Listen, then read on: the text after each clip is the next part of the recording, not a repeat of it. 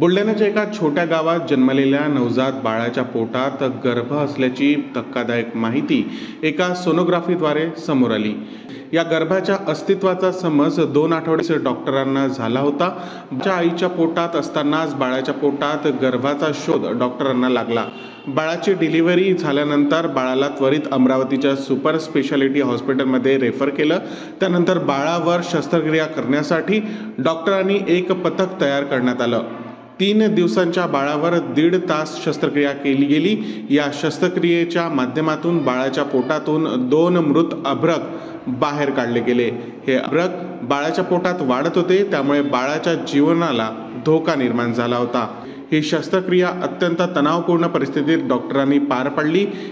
Doctor नवीन Chaudhari, doctor Usha Gajbiye, doctor Mangesh Mendhe यांच्या टीमने एकत्रितपणे ही शस्त्रक्रिया केली। एकूण 10 ते 12 डॉक्टरांच्या टीमने पॅथॉलॉजिकल आणि सर्जिकल प्रक्रियेच्या विविध पैलूंवर काम केलं आणि बाळाचे जीवनरक्षक शस्त्रक्रिया यशस्वी केली।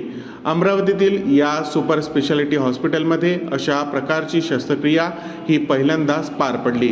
डॉक्टरांनी या जटिल शस्त्रक्रियेसाठी केलेले प्रयत्न व समर्पण हे एक चॅलेंज म्हणून घेतले होते।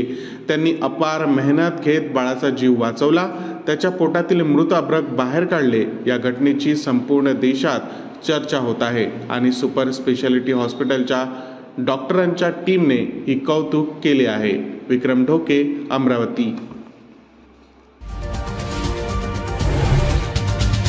आजच महाराष्ट्र टुडे 24 न्यूजला सबस्क्राईब करा आणि सत्य परिस्थितीचा सविस्तर आढावा पहा।